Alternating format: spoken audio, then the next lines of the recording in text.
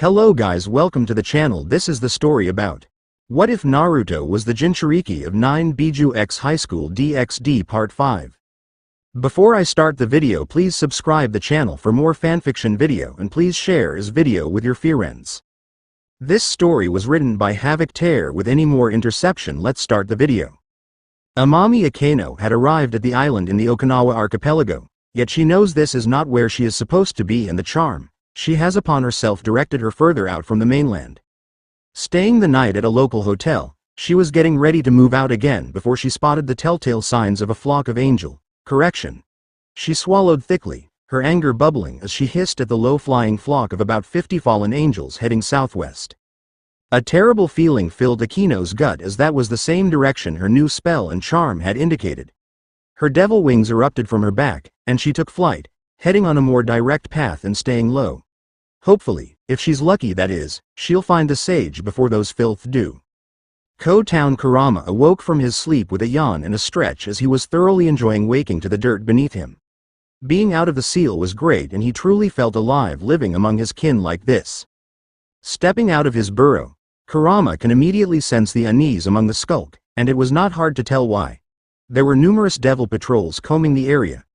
Their flight patterns had been getting closer and put even him on edge. Sure, that redhead and her group had returned, but this was a bit much.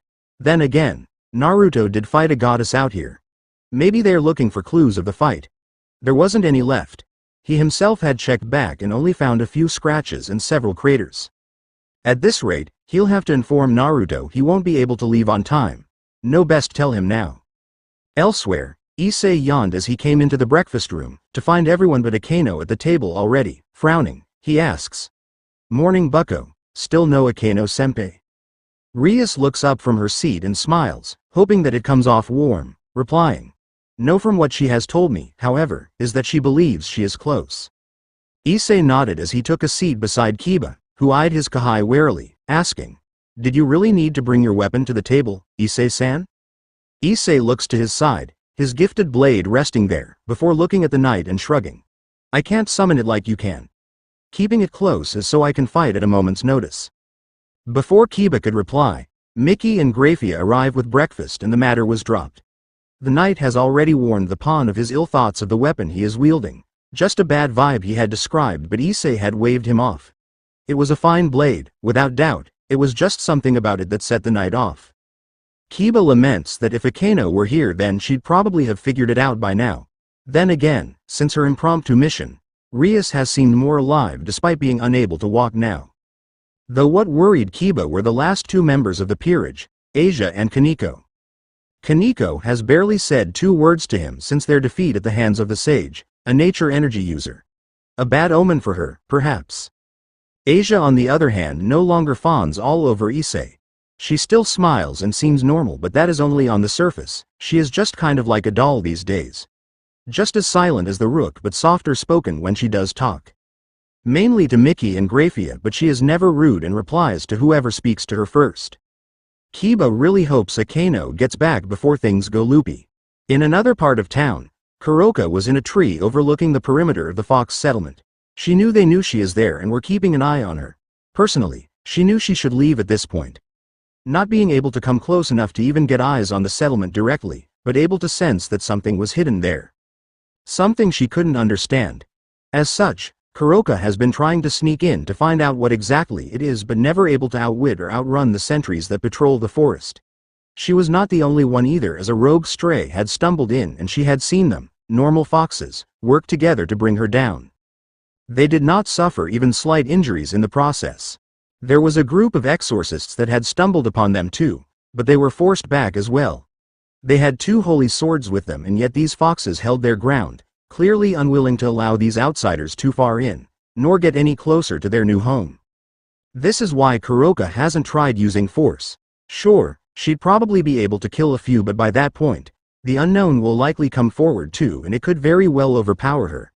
Satan help her if that unknown happens to be Inari or someone similar. Angering a bunch of devils, or angels is one thing. A god, on the other hand, is nothing to take lightly. Also, Kuroka suspects that these foxes have a connection to both this forest and the sage. It is clear that they had come here at the behest of the same power that brought her. Things are getting interesting, and this melting pot looks like it is about to get extremely hot. Joint Mindscape Naruto jolts up, looking around, and was confused for a moment before the familiar voice of Kurama spoke at his feet. Naruto, we have a problem.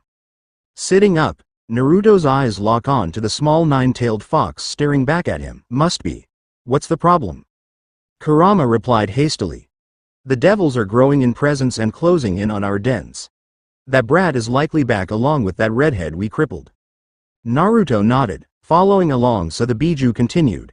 We also have come across members from all the factions, including the Greeks. I don't think I will be able to leave to meet up with you. Wearing a tight frown, Naruto replied sternly. Then, we'll come to you. If the devil's security has gotten that tight, we'll sneak in and confront D-Drake's kid. Though it will likely cause a confrontation.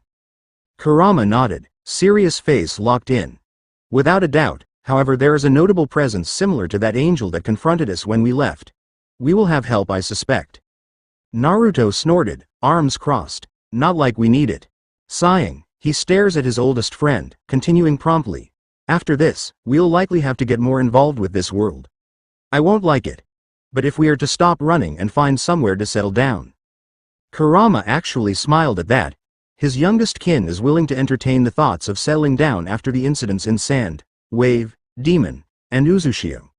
The Bijuu nodded before stating. I will check out those who are here. I know your feelings on that vixen, but maybe we should try talking to her again. Naruto thought on that for a full minute before nodding slowly, speaking carefully. I will give it some thought. I will at least hear her out and withhold my judgment until then. Kurama nodded before he glanced back into the woods. Naruto flickered too. A sign of external stimuli, so he spoke up. Keep me informed, Kurama. Seems someone's trying to wake me. Kurama nodded before vanishing too. Becky's coral. Matabi awoke feeling fresher than she ever had. Like a new cat. But as she went to yawn and stretch as normal, she froze. Parting her eyes slowly, she felt the warmth of someone at her back. Glancing down, she noticed her fingers intertwined with the person she was sleeping against. Their hands dwarf hers and holding them gently from behind as she gripped them back. Hit with memories of last night, Matabi felt a light rumble in her throat at the contentment of being able to comfort and calm their host down as she mentally checks on his condition. Yes, his stress levels have lowered more than expected. Blinking at that, she also noticed that they had slept in from what she was seeing from her probing of his body. Naruto never slept in. Like never, not since before the war. Due to that fact, Matabi did not want to move and risk waking him. Naruto is always in need of sleep. His fatigue and weariness are his biggest limiting factors, and a full body sleep is the best thing for him.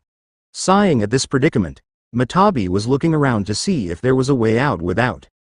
Though she froze again, feeling air shift and Naruto's hold on her firms up, pulling her tighter against his chest, and sighing contently into his friend's hair that caused her cheeks to flush red.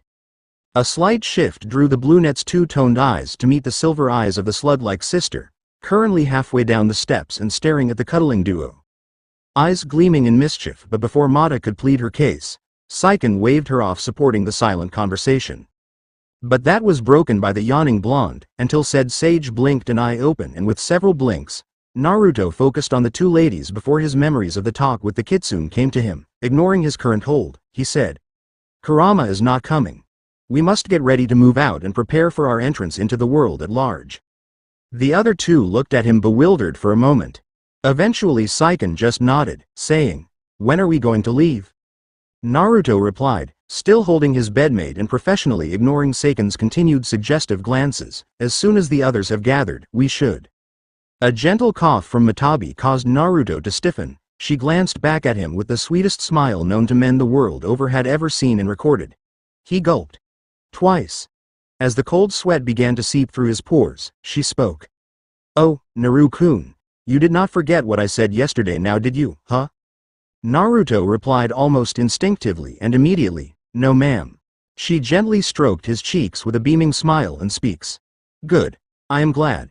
Now, you will be getting dressed while I get dressed and instruct the others so you can have the day off. Naruto nodded as she finally sat up. Matabi was quick to her feet and ignoring the potentially dangerous situation that Saiken was insinuating with her eyes. Come on, oh dear sister. We must gather the others. Saiken felt the chilly tone, and that smile on her sister's face held an arctic front that forced the Bijuu to gulp. Afternoon came around and Matabi had managed to drag Naruto out in his casual clothes. Yuki and Saiken were watching the bar and waved them both off. As such, Naruto, wearing his black t-shirt, tan 3/4 length shorts, and black sandals, was being dragged by his arm that was being clasped by one overeager Matabi yanking him along, and they traveled from shop to shop. The people who recognized her was surprised by who she had in arm. Naruto had begrudgingly been enjoying himself. From the first cafe, a gyru-type establishment that Mata had been visiting, she introduced him as her childhood friend, which is why they were here. Next was an arcade that Naruto thought was too loud to think in, and they moved on, skipping that entirely. A stroll through the local market had too many people for Naruto to feel anything but uncomfortable or safe. He soldiered on as he did not want to blow off Mata twice in one outing. A stop at a diner for burgers and drinks. It was tasty, Naruto will not say otherwise, and Matabi seemed to enjoy their milkshakes. Though, the sage was wary of two of the waiter staff and the manager was very wary of them in return. The human form Bijuu had to kick him underneath the table to get him to focus on her instead of the potential threats he was perceiving. Moving out into the crowd again, the afternoon was falling away into evening and another walk through the park where Naruto had to fend off 3 different groups of men trying to hit on Matabi. Thankfully, all it took was a throat clearing to get them to notice him. Just as these regular humans moved off and the duo sat at a bench, a new voice and presence arrived at their backs. Hidden from view, just behind a tree within the shrubbery, in the form of one 7-tailed beetle, the lime-haired teen who was leaning on the tree to remain discreet. Naruto, Matabi. We have a situation developing. Naruto glances around before sitting back further with a faux casualness he was clearly not feeling. Matabi stayed focused on her drink, as Naruto asked softly, "Do explain?" Chomei wasted no time here, reporting. "We have several groups moving in on us. The ones known as Fallen, several on this island and a fair few others circling in. Also, we have more than a few suspicious people, but I can't tell you what they are." Naruto nodded sharply, looking down the path filled with chakra-less civilians, then back towards the 2-tailed cat given a human body at his side. She was staring down at her hands that were fidgeting around the milkshake he had brought. Her frown was barely there, but it was clear to Naruto that she didn't like where things were going. Sighing, hanging his head back, spotting part of the tourist-dressed Chomei, Naruto asking, "Then, this bad feeling I am getting?" Chomei pushed up his glasses, glancing back around the tree to the opposite side of the parkway with the briefest of gazes, before commenting, "Perhaps. I am unwilling to just dismiss it." Another sharp inclining of his head, Naruto pulls back his head, looking back to the blue-haired feline, then down at the grass ahead. "What does our guest have to say on these things?" Chomei's voice held concern, and Naruto could easily disconcert it for himself, and it was rather obvious as to why. Though, the Bijuu finally spoke up. "The fallen are angels that had fallen from grace, being consumed by one of the 7 sins. The unknown humans we are sensing he suspects are from the hero faction. That is one of the smaller factions. Human supremacy types. No doubt they are looking for you. A human with power to challenge the gods." Naruto's face hardens, eyes growing cold, response clipped. "That is our power, not mine alone. They sound like troublemakers. We should leave now, before they close in too close to home and discover us." Chomei's nod went unseen but was implied, before he looks back to his sister who had a tight frown as she twirled her vanilla milkshake. He whispered, "Mata. I will head back first and get the others to the seal. I will leave you in charge of his safety until you get back." Matabi snapped up to her brother, who wore a ghost of a smile, and then to Naruto, who looked more than a little confused by the wording, so she nodded, then she downed her milkshake. Upon finishing the tall glass cup, she jumped up. "Sure. You can count on me." Naruto glared at the woman, somehow managing to yell in a whisper, "Keep quiet, damn it, we just said." Matabi waved him off, knowing that rant by now. Yeah, Naruto growled and she froze, realizing what she almost let slip but not wanting to admit it, so Matabi continued seemingly unaware of his threat. "I will spend time with Narian and get him home before dark." Chomei's amusement was noted by Naruto, despite his impeccable poker face, as he is unused to having to have facial features, thus he never used them. Though the 7 tails turned to head into the darkness further into the tree line when Naruto asked, Then that one signature's arrived earlier. The familiar one? Chome glanced back at Naruto, replying, "Yes. She is here alone. It is rather curious how she has seemingly found us out here, no?" Naruto nodded back, before rising to his feet and saying, "We don't have the luxury of believing in coincidence or chance encounters. Head back first, we'll be right behind you." Within the blink of an eye, all three were gone. Amaterasu's office. The leader of the Shinto pantheon flung her doors aside, annoyed at everything that had transpired, as those damn Greeks are completely unreasonable in their arguments, and yet they have somehow managed to make a case for a joint escort of the sage for the betterment of all. The dark-haired, sun-eyed woman had almost fallen for Hera's argument herself, but Amaterasu was reminded of the deal with Shinigami and shut that down. The sage is not to be pressed into service. A full ban on the Greeks' entrance into Shinto territory without written approval from herself alone, though they managed to insist to allow two of Artemis's elite hunters to act as protection for the sage, as their patron had informed them all that Nyx, primordial of the night, seems to have designs for him. Amaterasu was most definitely unpleased by this news. It would seem that Artemis was not originally going to inform them of this, but to push through her request, she deployed it perfectly to support her case. How unfortunate. Speaking of the sage, Amaterasu looks to the small display mirror on her desk showing the sage's approximate location. Her eyes narrowed upon spotting several signatures she knew were from the hero faction, a large number of fallen in the area, and another goddess from the Greek pantheon. She muttered, "By the light." Okinawa Prefecture. Naruto and Matabi walked through the town back to the bar. Through they both had long noticed the numerous people of supernatural origin mingling within the common folk and were very discreet in their actions. For genin maybe. As they traveled the town, acting the part of a young couple, the two counted out an ever-growing number of potential enemies and the threat level they pose. Unfortunately, for Naruto at least, Shukaku chose this time to return to the seal, causing the shinobi's signature to flicker just enough to be noticed. He was definitely noticed. Sighing internally, Naruto moaned internally, "Shukaku, your timing is dreadful." Shukaku shrugged uncaringly. "Save us time, no? The others are about to." Before he could finish, Kakuo returned, followed by Isobu, then Diedrich, and everyone who wasn't Matabi, as she remained at his side. This played havoc with his signature, and Naruto could tell that the heroes had indeed noticed and were attempting to follow him discreetly at a distance. Sighing at this, Naruto spoke internally. "Okay guys. Seems that we will have some company. Has the couple been informed?" He feels Saiken nod, replying, "Gave them enough to last the next week.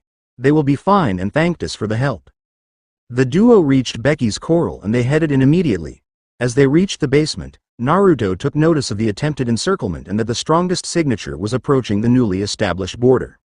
Matabi returned to the seal too as Naruto armed up, leaving nothing behind to find or salvage from his presence, his standard practice. The last piece was his new tanto.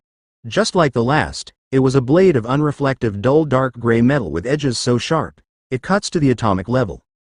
This one was 10 centimeters longer than the last and its handle held a chakra storage seal beneath the thread wrappings. The chakra channels led into seals attached inside the blade that increased the sharpness of the cutting edge to its current level. Clicking his weapon on the small of his back, a quick scan of the room showed nothing to lead to him staying there, and a quick crane hand sign, even his scent was gone. Not even 5 steps out of the establishment, a type of barrier went up and sealed off the area, causing Naruto to let out a breath of frustration. He did not stop his walking, however, crossing the sandy beach despite sensing the numerous signatures of supernatural forces closing in. 25 heroes in a semicircle formation attempting to cut off any retreat. Though, what was throwing Naruto through the loop was the 2 other signals. One was familiar and one wasn't, but was reminiscent of the goddess of the forest. Not a one-to-one, but like a distant cousin perhaps. Far denser than the last one too. Thankfully, Matabi was the one to clear things up. That familiar signal is that lightning user from that school. A devil. Gyuki nodded, explaining. I think her name is Akeno Hagama or something. That redhead called her a queen or something. Diedrich nodded, clarifying. Akeno Hamejima. Queen Devil of Rias Gremory. Second strongest of her peerage. Do not know why she is here, but she seemed to have recognized the situation and is attempting to stay discreet. Naruto sighed, grumbling. This is why I said we should have left. Kakuo nodded, grinning smugly. My thoughts exactly. Matabi and Saiken both rolled their eyes while Shukaku chuckled. Diedrich spoke again though. As for that other signature, it is another Greek god. Can't tell you who, but they are also attempting to be discreet and is unnoticed by the heroes at this time. Naruto nodded as he came to a stop in the middle of the beachfront view, sighing. Noted. Though, it seems these so-called heroes are done waiting. They all nodded their heads, though internally Naruto looks to Shukaku and grins. With all this sand around, it would be a waste not to use it, right, Shukaku? The Tanuki matched the grin and upped it, adding his bloodthirsty nature to it and nodding, replying with an outstretched hand. Hee. I knew there was a reason I stuck around. Naruto bumped fists with the desert dweller and their chakra synced like before as the shinobi sage turned back in the physical world, to come face to face with the leader of this group. His eyes had turned a sandy yellow with a cross upon them. With a blank face, voice bland, Naruto spoke. What do you want, hero? I have no business with you. The young man with black hair above a gentle face wearing thin-rimmed glasses. He held himself firmly and brimming with confidence as he stood proudly in his mage robes resting atop his Gakuren-style uniform of some kind. With his tone stern, smile friendly, he spoke. Greetings, Sage of Six Paths.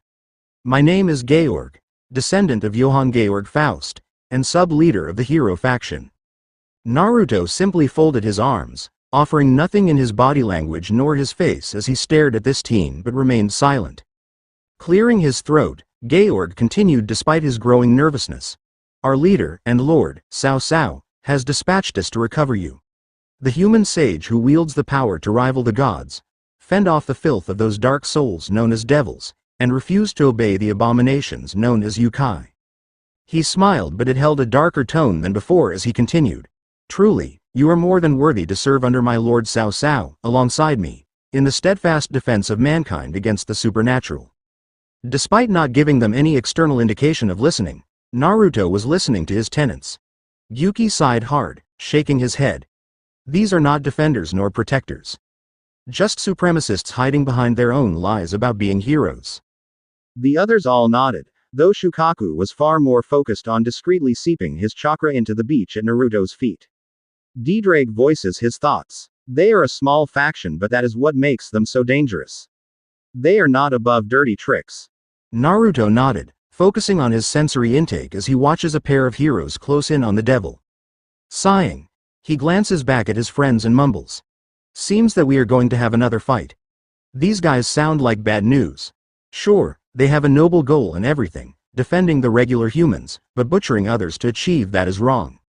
They all nodded, which allowed Naruto to refocus outward to listen to the drivel of this hero guy. Georg states. And so, we offer you a chance to join us in our noble quest to save mankind from the tyranny of the supernatural forces that exploit them. What do you say, human sage? Blinking once, twice, and a third time, Naruto tilts his head to the right as he asks. Sorry, did you say something? Georg's eyebrow twitched, disbelieving that his entire prepared speech had been ignored completely. Letting out a strained sigh, he clicks his fingers and suddenly 3 figures appeared at his side. 2 nameless henchmen hold a secured 1 Devil Queen Akeno Himejima, subdued with enchanted cuffs of some kind. Naruto raised an eyebrow, sensing the dimensional magic's use, meaning this sub-leader had dimensional powers. On the other hand, the teen girl held herself well, but he can sense her fear, and Naruto finds his protective nature flare briefly before subduing it. This was not the time to act rash. Georg gestured to the devil casually, stating, We happen to notice this devil had been following you too. We offer her head to you as a welcome gift to our cause. Akeno glanced between her captors, then the sage whose face was unreadable. Her sensory capabilities were severely impaired by these restraining cuffs, but at this distance, she could just feel that the general feeling of the sage had shifted somehow. She can't put her finger on it though. Eventually, Naruto let out a long, heavy breath and looks directly at this so-called hero's black eyes and stated firmly, You guys are no heroes. The eyes of all said faction members all hardened to steel at the words of the sage, though Naruto continued. You guys seem to lack the fundamental strength and knowledge to claim such a title. You are nothing but stupid fear-mongers who wish to rule by fear and wage war with hatred in your hearts. Georg narrowed his eyes, pushing up his spectacles, replying lowly. You speak as if you know us, oh dear sage. Naruto's face hardened. A quiet intensity seemed to bore down on those that currently oppose him.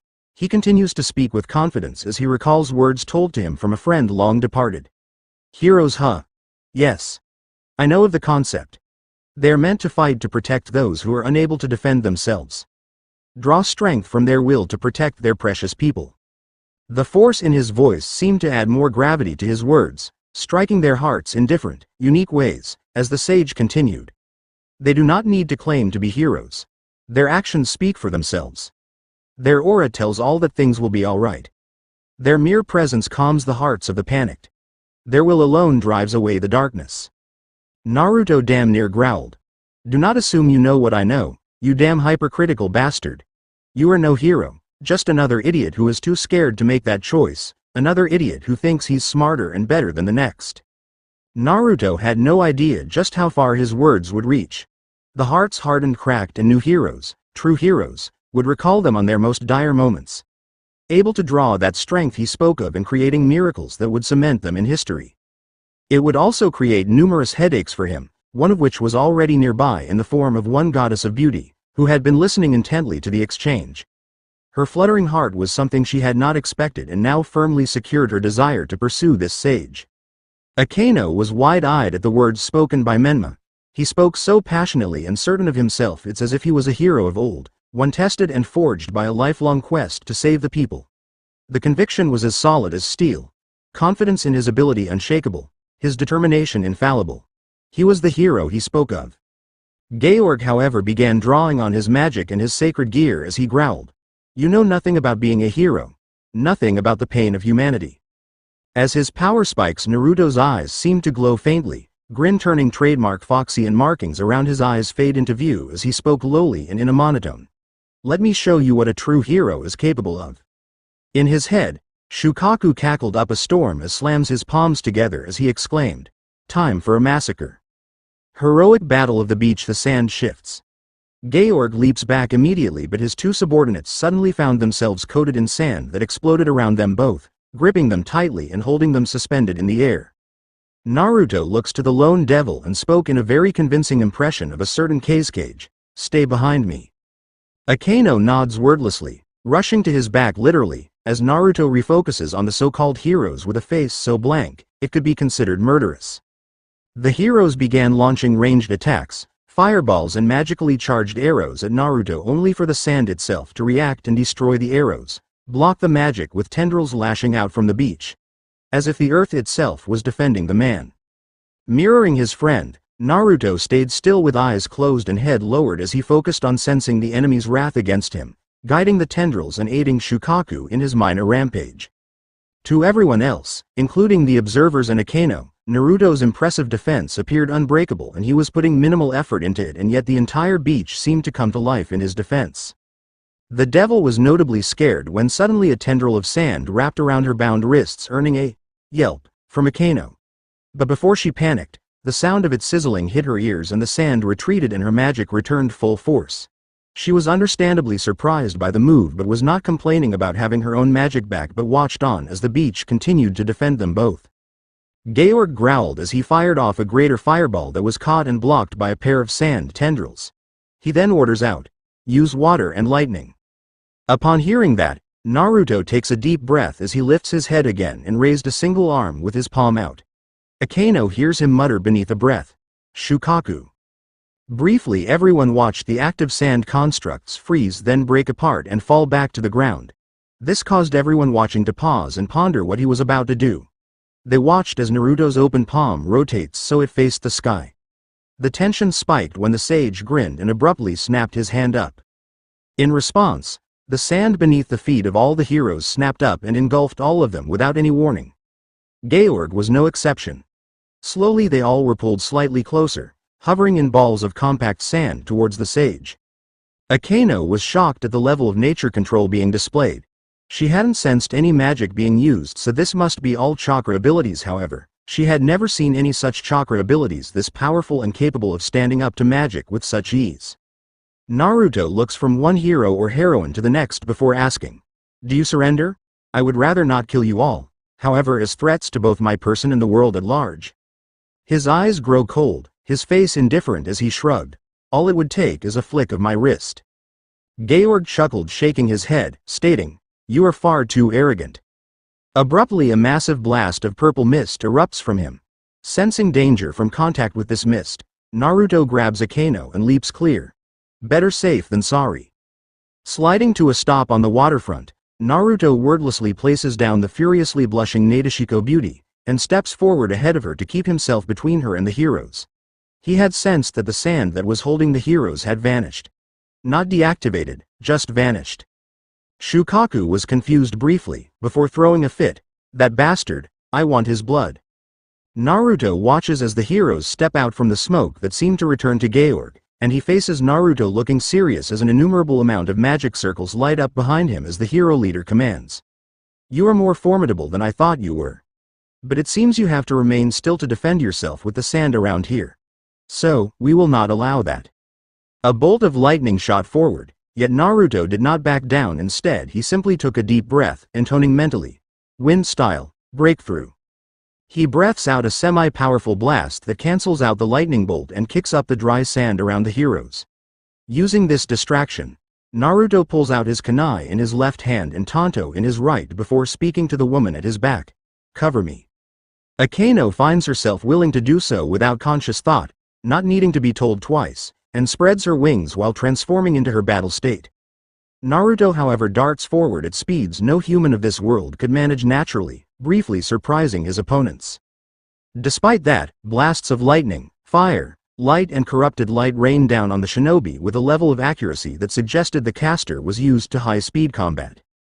Just not this high-speed. With movements that would make a certain god of travelers jealous, Naruto ducked and weaved through the storm of magics, cutting through the arrows hidden among them almost as an afterthought, as he closes into close combat with a dynamic entry so youthful, Hebe herself blessed it on reflex. Crashing through 4 nameless grunts, Naruto calls out, dynamic entry. Sliding beneath an off-balance wide slash, Naruto steps around the man before slicing up his side as he passes before side flipping over a hastily crafted fireball. As he lands, he twirls around and cuts clean through a raised shield with his tanto inadvertently cutting off the arm attached to it. With a roundhouse the one-handed hero was kicked away, screaming his head off. A bolt of lightning fried a hero attempting to sneak up behind Naruto who had already spun to confront them. A sensor ping let him know that Akano was hovering nearby and was preparing another bolt. Not wanting to get overwhelmed, Naruto went on the attack, charging forward and drawing all aggression upon him with his killing intent at high jonin leaking from Shukaku pouting from being left out. The audience in the near distance, a certain goddess was watching this collaboration in amazement. The sage was using purely his physical prowess to make his opponents feel overwhelmed and cornered. Despite them holding a numerical advantage, his aggressive attack and constant movement within their ranks prevent ranged support. This also draws all their attention away from that little devil who is clearly a ranged fighter. Well played. Her thoughts weren't unique either, as the numerous pantheons, organizations, and entities of this world had all tuned into this fight. Thanks to the hero's barrier, those within are blissfully unaware of this fact as they watch a single sage decimate a full squadron of heroes with support from a single devil. Heaven was watching. Gregory was watching. The underworld was watching. The Shinto pantheon was watching, transmitting it to the Yukai Council who were watching. The Greeks were watching. One god of war had popcorn and was cheering him on. Odin from his throne was watching. Ophis was watching, alerted by the sudden sand that had appeared by the Dimension Lost ability's activation. All had heard his words and many were in thought on them whilst bearing witness to his strength and determination to protect the devil girl he had once fought against. Heroic battle of the beach 2, intercepting an overhead slash from the side with his kunai. Naruto pushes the heroine back as he twirls and lands a maul kick on her as he spins, before throwing the same kunai into the shoulder of another armored warrior that stopped him dead, knocking him down in pain. Retrieving another from his holster, Naruto was saved from a surprise lightning strike by a magic barrier appearing above him from Akano, who now hovers at his back. The smoke clears to show less than half the heroes left on their feet. 8 to be accurate, including Georg himself. That particular hero was gritting his teeth, disbelieving how effortlessly this sage had been subduing his fellow patriots. A quick glance at the downed tells Georg that even the filthy succubus of a devil had not used lethal force against them. They were down and out but very much alive. How humiliating. Naruto on the other hand, used his rear foot to write out kanji for fire behind him and hoped his support understood his intent, as he slotted his weapons back into their holsters. Akeno noticed the foot moving and carving something into the sand but didn't understand what it said. When the sage put his weapons away though, it allowed her to look at the symbol closer. It isn't any kanji she knew. Pausing that thought. Menma is old-fashioned. Likely a modified hiragana. It looks like. She blinked. Oh. Not her best spells, but she supposed there is a plan in place. Naruto starts going through hand signs, channeling a good amount of his chakra into it, converting it all to wind as he takes a deep breath. Internalizing his chant of wind style, great breakthrough. He breaths out just as Akeno unleashes a fireball. The second the two attacks combine, the resulting fire expands greatly, the fireball igniting the wind that covers half the beach and creating a wall of bright blue flames that rush towards the heroes. It didn't last too long, but it should have sapped the last of the fighting spirit of those that remained. At least, Naruto hoped. Akeno, though, was in awe. Who knew a magic, chakra combination attacks could be that powerful? If she had used, or had more practice with, stronger fire attacks, that could have done some serious damage in the leagues of the Super Devils or maybe, dare she thought, ultimate class. A tingle on Naruto's spine causing him to narrow his eyes as that purple mist has returned and formed a protective barrier around the remaining heroes. None of them looked injured or ready to throw in the towel. Georg, however, looked unamused and stern-faced whilst glaring at the sage. Eventually, he spoke up. To think you were capable of such magics. I commend you for that, but this ends now. You are too dangerous to be let live, and as you are unwilling to serve mankind, I must destroy you as per my orders. Naruto and all his original tenants rolled their eyes at the unoriginal threat. Dryas, seeing this, decided to enlighten them as to take that threat seriously. You should tread carefully around this one, Naruto. That gear is listed among the top 4 Longinus class sacred gears, Dimension Lost. Naruto responds internally, you know its abilities? Dryas nodded, informing. Somewhat. All I know is that mist is used as a medium of some kind to teleport anything within, or in contact with it. Using it as a barrier like that will transport any attack you launch into the void. It's impenetrable. Naruto grinned internally, along with the others, with Shukaku cackling like a madman, which only further confused the dragon. Outside, the purple mist of the barrier began to swirl around and congregate around the open palm of Georg, who narrows his eyes on this sage. Such a waste. If only he served the great cause of mankind's survival. He would have been a great benefit to the cause. Seeing the attack coming, Naruto glances over his shoulder at the devil, catching her eye. He points down at the floor and she drops down behind him. Georg shook his head of his disappointment and declares whilst firing off his attack, now die for humanity's sake. Naruto just pulls out 2 tri-pronged kunai, grinning as he asks the dragon in his head. So, this gap? Anything in there gets destroyed, right? Dietrich nods, replying. Nothing can exist there without sufficient power, it all breaks down. Naruto flowed chakra into his right hand, as he asks the final question. Then, is there anything in there that would be destroyed if we transported that attack there? Dietrich shook his head, unsure if he understood. Naruto just nodded as he flung his right kunai into the incoming cloud of purple mist. With the other kunai now held between both hands, Naruto goes through the 25 hand signs required for one of his father's more powerful techniques. He managed to reduce the number slightly. Shukaku loves this one too. The first kunai makes contact with the mist, and to Naruto's luck, he can still feel the beacon loud and clear. Perfect. Pushing both hands forward, Naruto whispers so lowly that Akeno barely catches it. Namikaze's secret art, space-time barrier. Sealing script shot out from the kunai held out in front of him, a meter wide and 2 tall. Just in time as the mist slammed into it the following moment. All those watching gasped in unison. Those of a certain peerage even more so. Breaths were held. For a solid 20 seconds the whole world seemed to freeze in anticipation. Yet, after those 20 seconds, many saw it. The mist was getting sucked into something. It was slow at first, but soon the swirling mist became almost like a funnel being sucked away, and within the following 10 seconds, none of it remained. Naruto flicked the kunai he had held out in front of him into his palm, and there was a brief flash of yellow light and nothing else. Georg was dumbfounded. His last attack was completely negated. This sage. He knows space-time magics. Impossible. Dimension Lost is one of the top 4 Longinus class gears. How can he lose like this? Naruto chuckled seeing this idiot's face as he began his approach. It was casual and calm along with his voice as he spoke. You know, in my travels, I have met plenty of people. More than a fair number have made that dumbfounded face after you counter their ultimate trump card. That can't be beaten, apparently. The amount of sarcasm when quoting the ultimate trump card was thick enough to be felt in the gap.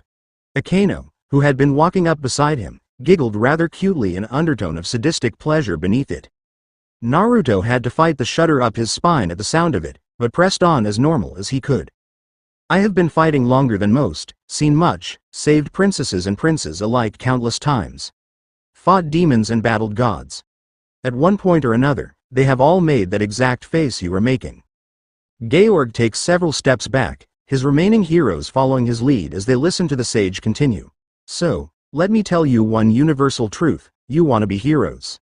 Naruto's killing intent rose to low gauge, freezing them all solid. No one is invincible. No defense unbreakable. No attack infallible. If you ever try to harm innocent people again, forget the devils, the fallen, the yokai, or even the heavens. I will hunt you all down. Akeno had never been this turned on.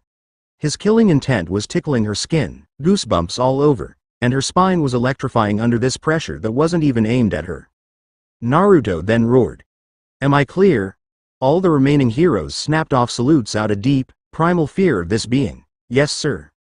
Naruto's intent falls off, but his glare remained, his voice cold as the winds of Niflheim as he spoke. Good. Now collect your friends and get lost. Georg nodded rapidly, firing off purple mist at all the downed heroes. Naruto noticed one of his kunai in the shoulder of one, and flicked the one in his hand up and quickly flashed it, grabbing it before flashing back in time to seamlessly catch the tossed kunai in time to slide both back into his thigh holsters. With the beach clear, Georg was about to leave himself when Naruto gave him a final warning, one last thing. The hero subleader froze stiff, sweating bullets, but mechanically turned to the sage who held his glare upon the man. Naruto continued. Next time I catch you, I will confiscate your gear, am I clear?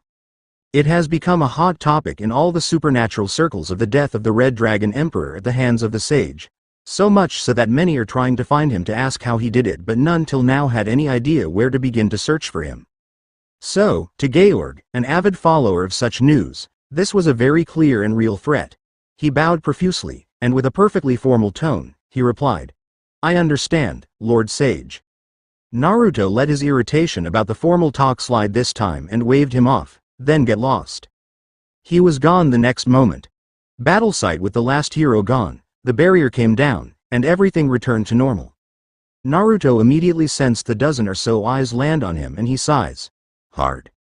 Before he can address that, he looks back to the patiently waiting devil that has been standing dutifully at his side with a healthy blush on her cheeks. Naruto asks. So, what did you search me out for? Akeno was surprised he figured that out, but attempted to play it cool. I was just. Naruto shook his head. No, you've been here for a few hours now, steadily, making your way here as discreetly as you thought possible. The queen devil bit her lip. Her gig was up, so might as well come forward and ask. Akeno bowed formally, asking. I beg of you to fix my king's spine. I know she wronged you. That we tried to take away your autonomy and. Naruto snorted, shaking his head. The sound causing the hybrid to flinch before she raised up slowly, head hanging. He asks her. For what reason would I do that, exactly? Has she learned anything from it? He looks out at the dark horizon, listening to the crashing waves and the call of the wildlife all around before continuing. Your king made a choice. Their situation is the result of that choice. Life is not a fairy tale. Heroes for you might just be another person's demon. Things are never that easy. Akeno replied. She saved my life, Menma. A life I myself did not want. Naruto slowly glanced to his side where she had stepped up to, joining him in looking out to sea as she continued. My father. She tells him of her past and her meeting with Rias who had saved her. We know her backstory. Naruto remains silent as she speaks from her heart, only looking to her when she turns to him and expands her true wings. One feathered and the other bat-like. A fallen, devil hybrid. After a breath, Akeno continued. She saved me from myself. I owe her my life. Please, if there is anything I can do that will convince you to heal her, name it. If it's for my sister, I will do anything. Naruto stares at her with his unreadable expression as he fully reads her intentions with his empathy. He did not need to. She wasn't hiding anything right now, but he just wanted to confirm her earnestness. Though, Matabi knew he was stalling and so growled at him. I swear, Naru-kun, if you drag your heels on this anymore. Sighing externally, he offers a hand to Akeno and says, Himejima-san. Let's make a deal. It will not be anything obscene or degrading, I swear on my honor as a sage, however it will not be without difficulty either. The queen stared at the hand, unsure of this despite being a devil or perhaps because she was skeptical. Akeno asks, the terms? Naruto lifts his other hand. The pulsing privacy seal tag tells him that those watching can't hear them. Akeno's eyes are drawn to it too, asking, what is that? Naruto shrugged, replying, privacy barrier. Didn't want those watching us to hear your private story. Akeno was surprised and quickly spread her senses, but they fell off immediately after a meter of her. Naruto speaks up. Relax. They can't hear us. I activated it when you stepped next to me. He sighs, before glancing at the younger teen. She meets his gaze as he turns to her and she to him. Naruto states, Himejima-san. The deal is simple. I will heal your king but only after several conditions have been met. Name them. Akeno's immediate response. Naruto's raised eyebrows caused a light flush to her cheeks. She stammered softly. I will be sure to not fail them. Naruto grinned, nodding before explaining them. They aren't that difficult. Firstly, the nature and rewards of this deal must remain between just the two of us. If anyone else hears of this, then the deal is immediately forfeited. Akeno raised a hand, earning a raised brow from the sage, but eventually he nods, Naruto saying, fine. You can tell your sister. Make sure she follows this too though. If any part of this deal leaks out, I will know. The queen nodded, so Naruto continued. Second, this will not be an immediate fix. I will return you back to Ko and the 3-month timer will start. That is how long this deal lasts. Akeno bit her lip. 3 months is a long time and the sea tree might be able to fix her by then already. Naruto continued. The final condition has nothing to do with you but rather her. This caused the hybrid to ponder the deeper meaning of that. Naruto didn't make her wait long though as he explained. I will be checking in on you all randomly and unnoticed by you all. If I see growth of character, real growth that is, by the end of the 3 months, then the third condition will be met. I will heal her. Bring her to this beach the week after the 3rd month and I will do it. Akeno thought on it. This was as he said, it wasn't impossible to do. Though she stared into his pale yellow eyes, minor surprise but pushed it aside to ask. What if we lose? Naruto answered with little hesitation, I will take your devil piece. Her eyes widened in shock, taking a step back in disbelief. Naruto maintained his gaze upon her and continued. Will you put everything on the line for your sister? She already has your life. You can't give me that, but I can take part of your current identity. The thing that binds you together. He grinned his trademark grin in an attempt to goad her. His passengers all knew the truth. Even Diedrich. They all knew Naruto wasn't that cruel and at most he'd just not heal the girl Matabi had crippled. No matter how cold he seems, how powerful he gets, Naruto Uzumaki has to pull a prank on someone unexpected regardless of where or when. Matabi just sighed. It seems they haven't broken that habit yet. There is still time but it's still Kurama's influence on him that's the issue. Akeno now knew that this was as serious as it got. At least it seemed more genuine now. She won't lose to anyone, sage or not, and so in a bold move, that none other than deities had dared to conceive, she replied to the conditions. Then, in that case, I want another reward. Naruto, and all his passengers raised their brows at the audacity of this teenager before them. The sage was genuinely confused, the beasts even more so as they continued to share looks with one another for a solid 30 seconds before Naruto finally responded. This isn't how this works. You want your friend to get healed, those are my conditions. Akeno dared to smirk sultrily, attempting to make use of her curvaceous frame, but the sand was quicker to react, wrapping around both her legs up to her wide hips and squeezing slowly. She was about to spread her wings but the sage poked her forehead and suddenly she could not feel anything below her neck. Naruto wore a frown, folding his arms as he leans back, the sand coming up to provide a wall for him to lean against as he states. Those are the conditions. Try that again, and I will cripple you too. Understood? Akeno nodded once, though Naruto could see the fear in her eyes. She probably thought they were friends now, seeing as he saved her and she fought alongside him. Shaking his head, Naruto looked to her again, stating, "Well, do you accept?" He extends a hand and Akeno nodded, stating, "I accept." She takes and shakes it. Naruto inclined his head before looking out at the horizon again. He senses the shift in the wind, and his eyes follow to the numerous signatures far off heading directly for them at speed. Sighing, Naruto muttered, "Oh great. A flock of those fallen. Not in the mood for this." This drew the attention of Akeno, who followed his gaze. Her breath hitched and eyes hardened, letting out a low growl. "We should leave." Who Academy. Student Council. Rias had been teleported into the Student Council earlier along with her peerage, and was promptly briefed at the current situation being observed by the entire underworld. A magic projection showed a beach. Her breath hitched upon seeing the sight of Menma and the words he declared. Kiba, the lone knight of the Gremory peerage, found his resolve harden alongside his Cetri counterparts at Menma's words about being a hero, and it resonated with his honor as a knight. To defend those at his back. He will be a hero too. A true hero. That was his silent vow. Sona, despite her own feelings on the sage known as Menma, found herself unable to fault his views of the term claimed by these humans. They weren't the heroes they claimed. She knew that, and a part of her was more than a little relieved that Menma had rejected their offer. Satan knows what would have happened if he had joined them. Tsubaki was of similar mind to her king. It would be incredibly troubling if Menma had joined their enemies and given such a purpose to oppose them further. An error on their part, and one they may not walk away from. Asia regained a spark of hope from within her own hidden darkness.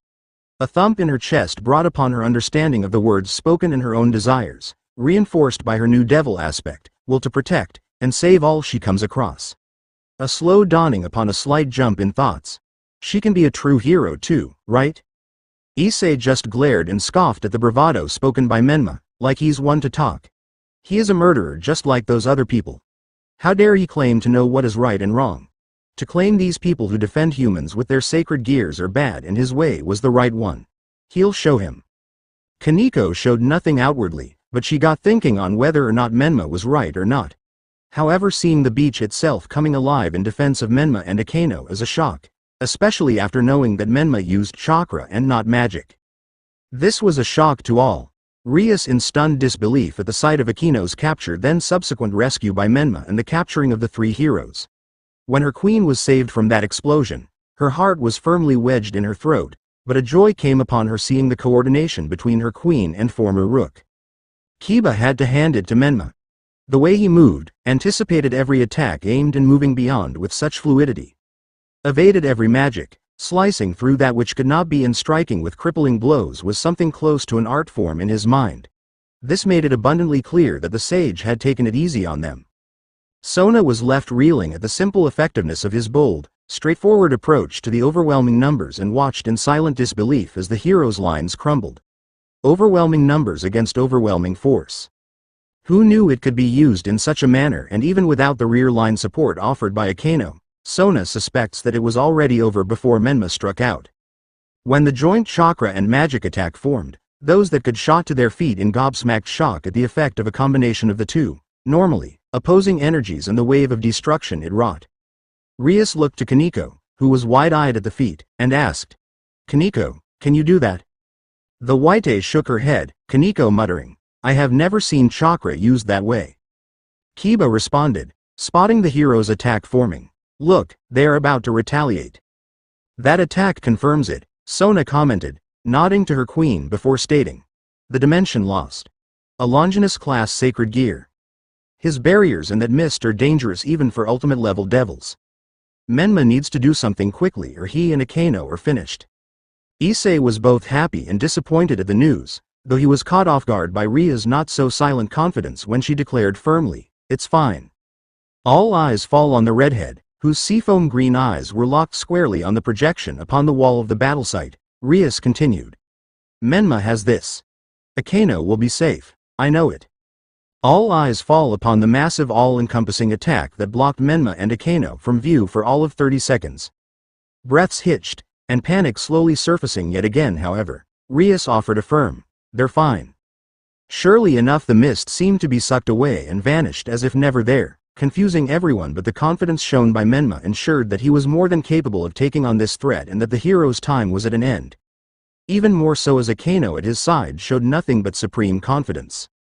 After the very real threat and the coldness of its delivery, many gulped at not wanting to cross him again. All but one, Ichiei growling out in frustration. How come he got to keep his? That isn't fair. All eyes fell onto him showing apologetic sympathies but nothing beyond that. They watched as Menma looked to Akeno, but their voices fell off and none could hear their words. Based off of Akeno's body language, however, they could tell it was a serious matter that they were covering. Rias suspected she knew what was being said. When Menma offered a hand, many raised their brows at it. Realization crossed their features when Akeno took it and they shook hands. Tsubaki voicing the thoughts of most, announcing, "Seems a deal was made."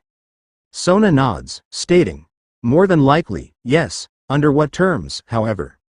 She looks to her fellow king, asking, "Any idea, Rias?" Rias shook her head, looking back at Sona and replied, "She only said she'd try find him. I did not think she would do so this quickly, or without backup like she had." Sona inclined her head as she leaned back in her seat, staring at the projection that shows Menma suddenly stiffen. Akeno then turned around and did the same. Kiba's eyes hardened. Something else is happening. Rias offered her own 2 yen. Based off Akeno's expression, fallen angels most likely. Beach battle site. Naruto looks to Akeno, then back at the fallen, that were already passing over the city, then back at Akeno and sighed. A click of his fingers and the sand fell away lifelessly as he states, "You should probably leave. Based off your expression, you are likely going to be a hindrance in this situation than an asset." Akeno snaps to him, eyes wide, spluttering, "No, you can't take on that many alone. That's suicidal at best." Naruto snorted, shaking his head as he pulled off the privacy seal from his hand, but by doing so he spots the faded crescent moon mark appearing dead center and checks his other palm. The sun was bright. Realization hit the shinobi rather suddenly. How had he not seen this before? His will and determination was what made him. With eyes that seemed to be able to burn the sun itself, Naruto looked up at the approaching fallen angels with such an intense, burning desire to defend that Akeno felt overwhelmed and forced to take a step back. Whispering, Naruto muttered into the wind, "I see. My goal is set now, I guess." He chuckled lowly, disbelieving that he had been so blind before now as his original tenants all beam megawatt smiles at the return of that old knucklehead that saved even them. Naruto Uzumaki had returned. Naruto offered Akeno a glance before he stepped past her, his words to her, "You can stay or leave, but it seems I need to beat these guys too. They're a threat to the innocent life here and I can't ignore that." Akeno nodded wordlessly, torn between leaving for safety and protecting the sage she had come to terms with just now. His earlier words came back to haunt her and suddenly the queen of Rias Gremory realized that this wasn't a choice really. Thus, she followed dutifully at the sage's side with her head held high. She too will defend her precious people by defending the one who can save them all. The fallen angels arrive and began to spread out, much like the heroes did prior, cutting off any remaining avenues of escape as their leader hovers above all with seemingly endless arrogance, voice loaded with condescension. "Ah, sage. You are rather difficult in locating. No matter, I have come to collect you for a glorious." Naruto just sighed again, muttering, "Another one, guess he missed the memo." Akeno heard this and could not help but understand a bit why Menma was so upset about people seeking him out if it was this frequent. Reminds her of her earlier days in Ko Academy when the humans flocked to be her friend constantly. Just far more life-threatening. The 10-winged creature continued, oblivious to the developing atmosphere of the sage and devil. "So now, come along little sage. We have wars to win under my name of Kokebiel, Cadre of the New Fallen." Naruto's response was candidly predictable, simply stating, "No thanks. This dam fought drenched on Kokebiel's parade, freezing all still. Even the ocean seemed to halt its administrations and the wind dared not be heard as to savor the moment. A tumbleweed flew by yet it too made no noise as it did." Kokebiel's face turned purple in rage and unbridled fury at being denied so brazenly, as he roared out, "How dare you defy me? I am the great, noble cadre of the fallen angels. The true inheritors of the world over. How dare you simply..." Naruto cut the man off, voice of steel warning that no argument would be sufficient. Listen here, Kobiel. You are just another maniac who seems to think he is better than the rest. Another example of power corrupting someone's mind. Another reason why I am getting irritated by everyone constantly hounding me for one reason or another. Sighing, Naruto rubs the bridge of his nose in an attempt to bleed off his frustration before sighing again. His new hobby, it seems. Looking up at these bloodthirsty creatures and giving them one final chance to mend their ways. So, here is what is going to happen now. Many would have gawked at the audacity of this all until they remembered that he just decimated a squadron of heroes and did not even break a sweat. This was the being known as Sage after all. Naruto glanced at the near 50 feathered men and women hovering around him as he says clearly. You are to go home to your loved ones, remember their faces and the reason you fight so hard. Remind yourself that they are important to you and the power behind your strength is to wield on their defense. He then looks directly at Kobiel and finishes off with a tungsten undertone of finality. And not follow this psycho who offers you empty promises. Breaking his gaze from the big bad, looking to his subordinates, Naruto reiterated again for those in the back. Do this and I will not chase you down. Stay, and I will offer you no mercy in my self-defense. Much to the surprise of most, just about half the fallen shared looks briefly before doing just that and fleeing the scene at speeds Naruto took note of. Akainu was dumbfounded that actually worked. Fallen aren't the type to convince like that. Though, then again they had never gone up against a man like Menma. Kobiel glared at the retreating forces, and then looking at the sage again with murderous intent and growling. You shall bow before us. Again, Naruto snorted derisively and Akainu too looked amused. Cautious but amused. The sage shook his head in disbelief, folding his arms as he glances to the devil over his shoulder. Can you believe this guy? He actually thinks I was joking. Akinu's dainty giggle traveled, which only further strengthened rage from the fallen at the two enemies who confronted them now as it was clear that this lowly human and that half-breed were not taking them seriously. Kobiel was furious. Without further warning, a large number of light spells appeared and fired all at once causing a rain of deadly light, blanketing the entire beach which left no dune unmarred and kicking up dust clouds blocking the view of the two beneath. The 10-winged angel cackled his maniacal cackle at such an easy win but stopped upon hearing a whisper on the wind that spoke but one word. Shukaku. The dust was blown apart, the winds began to howl, and the moon seemed to the only one unaffected by the bloodlust that erupted among the gale force winds that had suddenly formed. The fallen struggled to keep themselves stable in the chaotic winds, fear clutching at their hearts as they find themselves under a glare so murderous, it seemed to drain the very notion of retreat from their entire being. Coming into view, the sage's appearance had changed again somewhat. His dull yellow eyes seemed to glow ominously with the cross within gaining 4 dots as they spin lazily in his iris. Thick black lines around his eyes, and a manic grin that promised pain as he stares back at them. His golden locks too had been dulled to match the sand around them. Red hiyori flowed a dull yellow, trailing down to his sandals, turned boots that matched it. A black bodysuit covered the rest as the shimmering chakra cloak with a single magatama rested above his heart. The shocking thing, however, was the now crumbling sand dome that had clearly been used to protect the sage and the devil, which meant that attack had been completely negated. This meant it only served to piss him off. Within his head, Naruto heard Shukaku cackle in glee at the fear-ridden faces of their newest opponents. Oh boy! This is going to be fun. The sage himself grunted, getting accustomed to this new chakra mode, with Naruto replying internally. So, this is Shukaku chakra mode. SCM, let's see what we can do, Shukaku. The tanuki nodded before pausing briefly, getting usually serious as Shukaku states. I think we have a few minutes though. So we should be rough with these pests or we could be caught out. Naruto nodded, though his grin fell bloodthirsty as he glared up at these fallen creatures before him as he declared aloud. You fools have made your final mistake. Kobiel regained himself, glaring back as he ordered his soldiers. Kill this pest. His fallen all summoned light spears and began firing them at the sage, who made no effort to evade as it was unnecessary. The flung weapons were seemingly collected up in the chaotic storm of hurricane-grade winds before being shot back out at twice the speed. Over half the fallen were outright killed by the return fire. Akainu gawked at the sight of it. Kobiel too was now far more apprehensive about his decision to capture the sage. Sure, he was in that last war, recalling the only sage the fallen had come across, but she was an earth user and did not have this level of control of it that this one had. He will not let this insult stand. Lifting his hand, Kokebile focuses his magic into finer, denser bolts that were far heavier and less inclined to follow the whims of the wind. As he was doing this, he looks to his surviving men and orders. Get in close. Buy me time. 10 of them dart forward, drawing weapons made of light and struggle to break through the constant hurricane that had surrounded the sage and devil. Diving down low, to escape the updraft, they skim the surface of the beach with growing confidence only for Naruto to lift a hand again.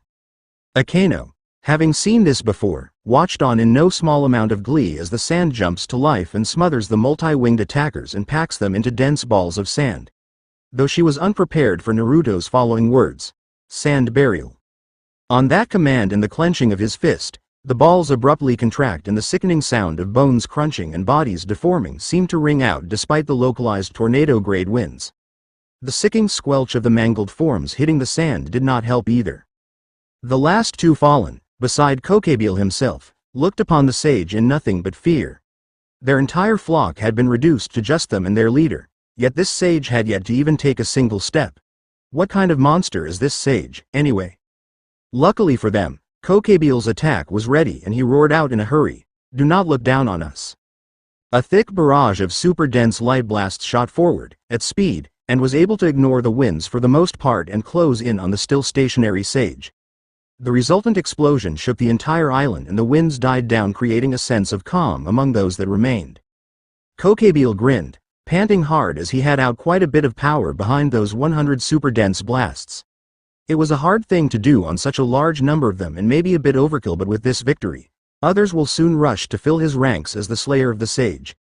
Even in death, he was useful to their cause. His thoughts were cut off, dreams would never come to be, as suddenly the voice of the sage carried upon the wind. Sand Hurricane Shuriken. A barrage of ninja stars, made of sand and winds, streak across the sky and drew eyes up to a hovering platform of sand where the sage and the deviless were. The fallen reacted far too slowly to react to the spinning blades of death that shredded through their wings with ease, as if they were mere Play-Doh, and they found themselves falling to the sand below. Screams echoed off the ocean and the moon that bore witness to this moment, as the fallen Kadri whines and cries out in pain at his now shredded wings that lay useless around his form. Kokebile was barely able to lift his head, signs of a concussion evident and spots of blood in his vision tell of just how badly he was injured. He did watch the blurry form of the sage land far too gracefully for such a dark intention that he had no doubt planned. As they landed, Naruto stepped forward seamlessly and Akeno herself was surprised at the elegance of the sand as it dispersed into the sea of it and not leaving a single grain upon her own curvy form. She followed dutifully at Menma's side, so aroused that it is a wonder she hadn't climaxed already. It was still rather early though, and the bloodlust of her fellow Gremory house member had not lowered. She paused, correcting herself. He was a former member. Akeno was brought out of those thoughts when she saw Naruto raise a hand again and once more the sand obeyed, lifting the 3 fallen from the craters formed by their untimely fall. A second time she idly muses before turning in. Naruto stares at these 3 creatures. The malice had fallen off, but the other dark emotions within them meant that letting them go will only cause pain to others. All of these things were like that. Killing is his last resort, even on his bad days, but ultimately a necessity for the survival of him and his own. A flash of memories of his former allies, siblings in all but blood, and other trained assassins who had come after him only to meet their end at his hands paralyzed him briefly. It was only a fleeting nightmare. Refocusing, Naruto looks into the pained expression of the formerly 8-winged creature ahead and on his right. 2 ladies that, even now, having nothing but rage and lust in equal measure. All aimed at him. Their violet eyes locked on him despite the pain they no doubt feel. Sighing again, reminiscing about easier days back home, Naruto raised hand began to close, which forces the sand to constrict tighter and tighter. One of them called out, her voice trembling. "Wait, please." Naruto paused, looking on to the one on his far right, agony written on her face, but she pushed that aside as she had gained his attention. "Please. Let us live. We will turn over a new leaf. We won't do this again." Her fellow former 8-wing fallen nodded painfully, but was unable to say anything. Naruto raised an eyebrow. She was telling the truth, however these negative emotions coming from them both did not fill him with confidence. His voice came out cold and harsh as he asked, Why would I believe that? With his hand loosening, much needed air traveled into their lungs, allowing for a clearer mind to the one who spoke, and she formed her thoughts rapidly, offering. I can't say. But I swear, whatever you want, I will do it. Please. Whatever it takes, whatever you want. I will do it.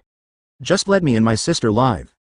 With a gaze between the two ladies, Naruto ponders this despite his empathy telling him how much negative emotions they both were feeling at current. He can sense the truth in her words, so it was rather perplexing. Turning internally, Naruto asks for advice. Thoughts? Shukaku was obvious. Kakaka, let's just squish him. Matabi glared at her stupid little brother, before looking at Naruto and offering. Although, I would say that it is rather dangerous to do so, I am not opposed to sparing them. Isobu nodded along with Saiken. Son Goku offered his own thoughts. There is no telling what they would do without your presence to keep them in check. Like you, I do not trust their word even if they speak the truth. Kakuo nodded his head to that, so Naruto looked to the oldest two of the Bijuu in attendance. Yuki replied first, saying, "This is a difficult situation, without a doubt, however." Diedrich Serpring spoke up, interrupting the Eight Tails. "I just recalled something." All eyes fall on the guest, and the dragon continued briskly. Without their wings, most angels lose a good portion of their power. It is diverted to repair them instead, and so they are unable to call upon it or even fly. I hope that helps. Yuki and Chomei both nod, as does Naruto, with the Eight Tails voicing his thoughts first. In that case, with a suppression seal to limit their power, keeping them alive will not be much of an issue. Chomei nodded, stating, "Indeed." Naruto nodded before glancing to Shukaku, asking, "Would you do the honors?" Grinning, Shukaku rubbed his palms together with a smile that was nothing less than a threat to all that did not know him and his psychotic tendencies. "Should be fun, hee. Back on the outside, Naruto looked from one fallen to the next before stating, "Fine. I will spare you, however your punishment will be discussed and decided upon later. In the meantime I will seal away your powers until I deem you fit to use them again." Both were surprised that this murderous sage had accepted their plea for life despite everything. Yet, the news of their power being sealed was unsettling, as their wings were all but destroyed in his return fire. All 8 were useless and would take weeks for them to regain their former strength. Then again, at least they had weeks now instead of seconds. As the 2 balls of sand deposited the blooded forms of the 2 fallen to one side, Naruto focuses on the big bad, Koko or something, and states, "As for you." Kokabeel glared at the blob that had addressed him. Naruto continued, "You're the ringleader and stuff. Even now, you lack any real intent to change so." The sand from the beach leapt up and fed into the floating ball, and spread to encompass Kokabeel entirely. Nothing popped out, as even his wings were consumed by the sand prison. Naruto's raised hand slowly began to close and constrict in what Akeno was coming to expect was his most used attack, and with a cold voice Naruto stated, "Sand burial." Crunch. The ball condensed far more than previously, compacting and imploding in on itself to a greater degree than the last time he had used it. This was to be sure that any life restoration magics couldn't be used to. Who was Naruto kidding? This was Shukaku's silent way of finally getting a chance to flex his chakra and might without him being scolded by his host or the others. Sighing, Naruto spoke internally. "Just to be safe. Seal it up too. Last thing we want is an Edo Tensei on our hands." Immediately, unknown script faded into view all over the super dense ball of sand before it dropped down and merged back into the beach, disappearing from view. The scattered remnants of the other fallen were equally engulfed by the sand and dropped deep beneath the depths of the earth, not to be found for many years. With that done, Sage finally powers down out of his SCM mode and turns back to see Akeno glaring at the 2 battered sisters from his side. He knew she had more than a minor dislike for their kind, but this was stupid. Naruto shrugs, as long as she doesn't act on it, he can work on that later. Naruto approaches them now, his eyes still a dull yellow just in case they were abusing his generosity, and asks, "What are your names? Who do you work for?" The one who had pleaded for their lives, a ludicrously big-chested, 20-something-year-old looking woman with hair so black, it looked purple, spoke first. "My name is Abigail. Most call me Abby though. My sister here is called Serena. As for who we worked for." A new voice cut in here, claiming, "That would be me." This surprised to the woman but not the sage, who casually glanced up to see a tall man, looking to be in his mid-20s of average build. He had black hair and golden bangs with a small goatee. Though his affiliation was obvious due to his never-ending black wings erupting from his back, all 12 of them, as smiles in an attempt to diffuse the situation. Naruto's gaze was cold and clearly calculating. The winds were still strong and flowing thick as a clear warning but did not obstruct the words the sage spoke.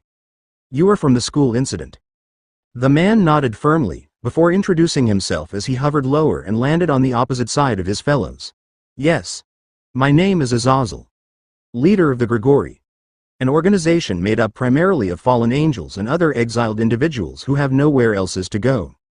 He bowed, respectfully, but did not let his gaze leave the sage's face. "It is an honor to see you again, Lord Sage of Six Paths."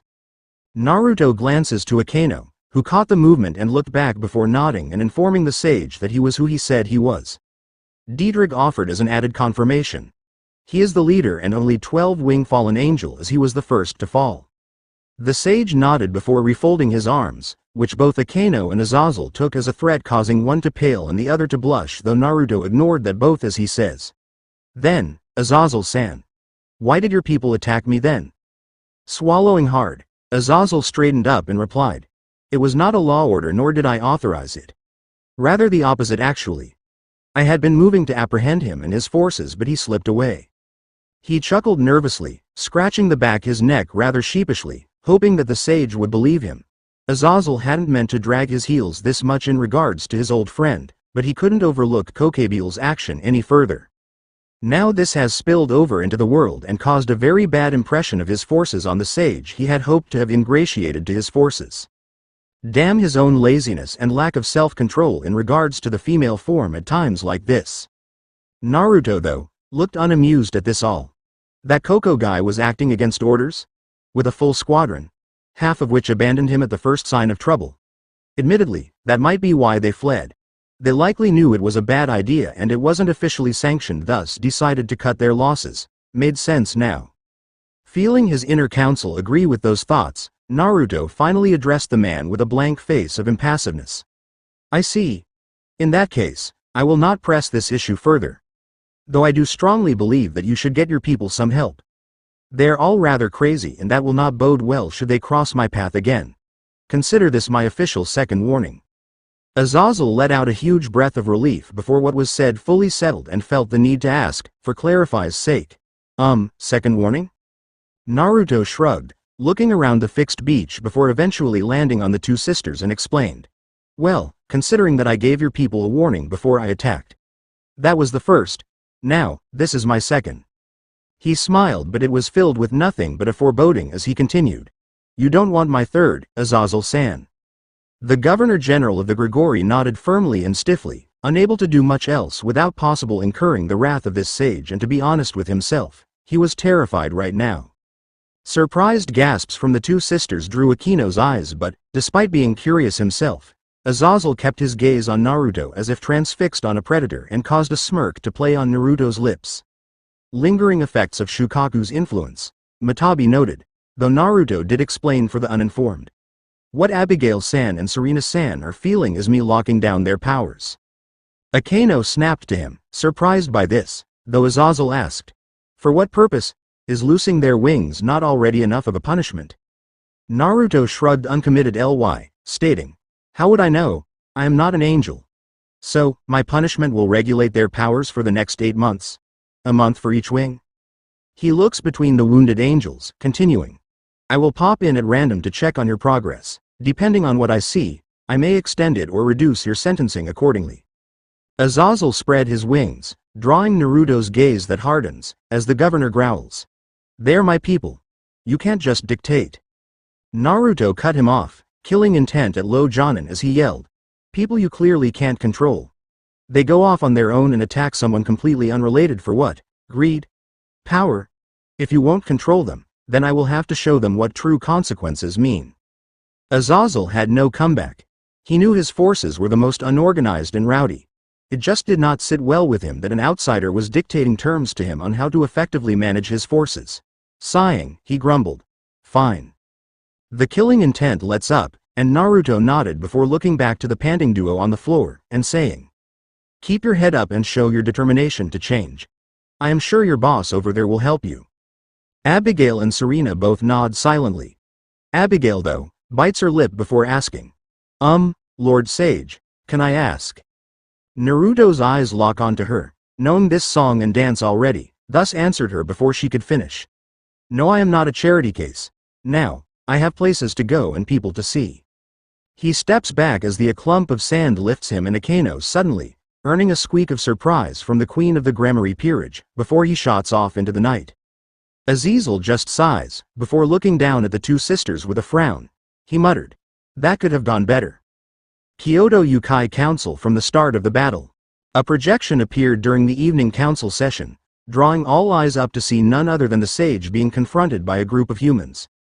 Yasaka began to stand, going to order her Tengu to immediately trace the location and proceed to help him, but his words hit them. The sage states boldly, "If you ask Yasaka, you guys are no heroes." She, like all others present, stare on in shock. The sage just told the second in command of the hero faction that he wasn't what he claimed. The sage continued firmly, his voice unwavering. "You guys seem to lack the fundamental strength and knowledge to claim such a title. You are nothing but stupid fearmongers who wish to rule by fear and wage war with hatred in your hearts." Yasaka found herself smirking, nodding her approval, looking to her side where her daughter was now sitting watching in awe as confronts the bad men. A quick glance from the adult vixen shows man of her fellows to found this awe-inspiring, with a few grinning like fools at the hero faction getting their just desserts. The hero leader retorts with a rather flat, "You speak as if you know us, oh dear sage." Yet the sage seemed more angry than offended as he replied with, "Heroes, huh? Yes. I know of the concept. They are meant to fight to protect those who are unable to defend themselves. Draw strength from their will to protect their precious people." Someone in the council chamber yelled, "You tell him, Lord Sage." This earned many chuckles from the 40-odd councilmen and 20 guards, though Kuno giggled as they listened on. The sage continued, "They do not need to claim to be heroes. Their actions speak for themselves. Their aura tells all that things will be all right. Their mere presence calms the hearts of the panicked. Their will alone drives away the darkness." More than a few woods, cheers, and roars broke out at that. Yasaka, though, was supporting a health blush and her tails were swaying rather suggestively, eyes gleaming in more than a passing intrigue, as thoughts of rewarding such a heroic sage began to filter in. Her dirty thoughts were cut through by her daughter's own cheering. Kuno could not keep herself still, and it was amusing for the adult vixen before looking up at the projected images just in time to hear the sage growl out, "Do not assume you know what I know, you damn hypercritical bastard. You are no hero. Just another idiot who is too scared to make that choice, another idiot who thinks he's smarter and better than the next." The entire council erupted in cheers at that, and Yasaka didn't feel the need to quell it as it was true. The hero faction, no, the human faction, has been more than a thorn in her own faction's side. Unreasonable demands, inability to come to any agreements or concessions. They're one-dimensional. Just want to take everything as they supposedly deserve it, as they're the original owners of the land. Arrogant bastards. The human replied weakly, just like the rest of his race, "If you ask the vixen, you know nothing about being a hero, nothing about the pain of humanity." Pain of humanity? A vague concept that really has no substance to it. Human-on-human violence makes up a majority of their deaths by an overwhelming margin. So much so, that the worldwide states of the supernatural deaths would barely make it in the top 100 causes of death for mankind. Yasaka shakes her head at the foolishness of such a statement. Yet the sage responds with a line most will never let him escape from, despite the monotone he used in its deliverance. "Let me show you what a true hero is capable of."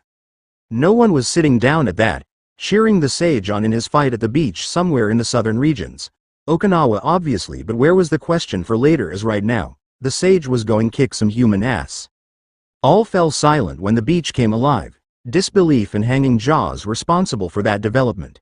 The effortless rescue of that devil girl and the defense by manipulating the sand was amazing. The seamless defense then switched to capture of all the enemies had the whole room cheering loudly once more. He didn't even break a sweat. Just one and done. Amazing. How powerful the sage is. None of our Yujutsu is able to replicate that. How did he do it? Maybe it's a sage technique of some kind. The idle chatter broke down when the humans broke free of the sage's trap and forced him back from that weird smoke. None blamed him. That is an unknown substance. Better safe than sorry. Yasaka grew a bit irritated at the sight of the not-so-subtly blushing face of that bitch. She better not try something on Lord Sage or some kitsune fire will be served.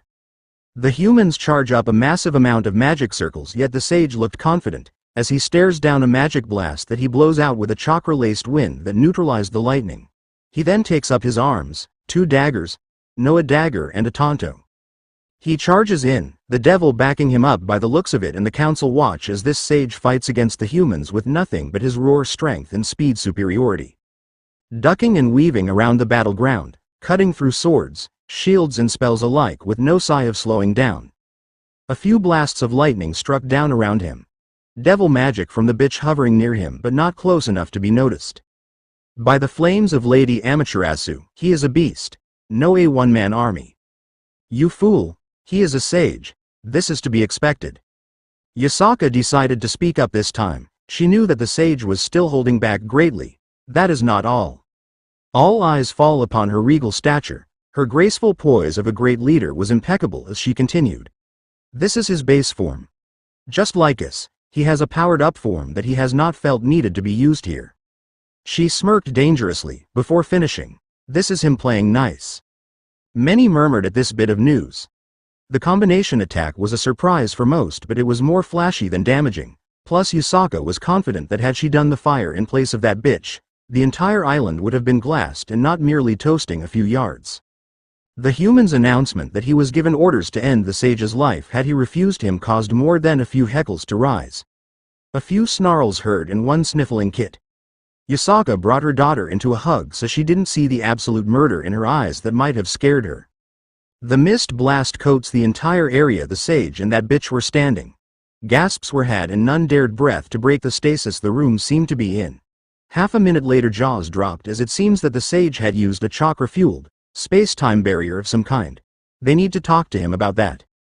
His word of wisdom were recorded, also the fact he had apparently battled against gods and demons alike. The fact that he was still breathing suggests that he won.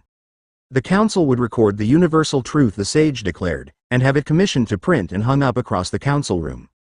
Yasaka grinned foxily. That was a masterpiece of intimidation and paired with that healthy amount of killing intent and powerful inflictions. The following moments showed that the sage and devil were having a serious conversation. The offered hand showed a deal was made most likely. Yasaka pouted. Though, all fell silent upon noticing the tenseness of both the sage and devil as they looked beyond the town. Then moments later they saw the flock of 50 or so fallen angels led by that nut job Kokebule. The exchange was bloated but came down to the sage threatening them all with so much killing intent and cold words that half outright abandoned their posts and fled. None of those present within the council blamed them. It was the only right choice. The mass barrage of light blocked out the view before a hurricane seemed to be summoned, the winds howling and the fight is flung on its head. The sage is seen at the center of the hurricane with a glowing form different than last time. He seemed to control the sand and winds with this form. Everyone flinched upon the simple 2 words, sand burial. The crunch traveled and horrified was the only thing that could be used to describe the scene after that. The following barrage of light surprised most as the light bolts ignored the defense and collided with the sage and that bitch. None breath even twitch until Sand Hurricane Shuriken. The razor sand wind combo was something none even thought about, let alone know it was feasible. Yet here was the sage, flying on a clump of sand and throwing around sand ninja stars boosted by wind to cut off the wings of the fallen angels. Guess they fell again. Yasaka muses. The compacting of Kokebule was another flinch-inducing moment. He spared the sisters for some reason. Then the arrival of Azazel. The back and forth and the dressing down Azazel got from the sage in regards to discipline was amusing. Then the sage left with that hussy. Stunned disbelief was all that could be described as the state of the council after that impressive performance by the sage against both the hero and fallen factions. Most however were wanting to bring him here to stay this time, looking back at their leader as the screen deactivated. Yasaka too want the same thing, but it seems that trying to force a connection will only drive him away. She has time as her next mating cycle has his name on it and isn't for some time. Looking up across her council, Yasaka nods before stating. The plan for our future plans regarding the sage are. Co-Academy. Student Council. When the Fallen came into view, Rias nodded, stating, "As I suspected, Fallen." Kiba grumbled. "That is a fair amount. Doubt we'd be able to handle that many." Rhea, one of the C-Tree bishops in attendance, nodded with a frown, replying, "Yeah. Can he fly or use ranged magic?" Tsubaki replied swiftly, "He has talent in wind and fire, though, maybe that includes earth after this performance." The first barrage had the young devils on their feet, worry for their friend, fellow, or sister in all but blood. When the winds parted and howled, the C-Tree peerage's queen nodded as she was right. He used the wind. The return to sender of the light spears caused more than a few chuckles or smirks from the devils, with even one former emperor finding validation in that act. He's been hit by those things so many damn times. Watching the Fallen dive into the death grip of sand, then followed by the calm yet cold voice, "Sand burial." The resulting crunch earned a collective flinching jerk from all the devils in attendance. It echoed and none knew how to feel to that, despite the shudder up their spines. Then the Fallen counterattack came and the hurricane winds didn't shield Menma or Akeno. Gasps from all until Menma's voice. Sand hurricane shuriken. The spinning winds and sand slicing through the angels' wings and their subsequent fall from the sky. Their crash landings earned another collective flinch from the devils. It was a common fear by many winged species that having their wings broken or failing them and falling to the ground helpless to save themselves. The death of the 10-winged Kokabeel really drove it home just how outmatched they were and how easy they got their butts handed to them by Menma. The brief interaction with Azazel, who arrived suspiciously swiftly after the battle, if you asked the devils. Then watched as Menma and Akeno took flight on a cloud of sand, losing track of them immediately. After the projection vanished, Sona looks to Rias and asks, "Where do you think they're going?" Rias chuckled, but it was hollow and brief, meeting her friend's violet gaze with her own. "Here, most likely." Sona nodded, agreeing to that, and no doubt the others all suspected this too.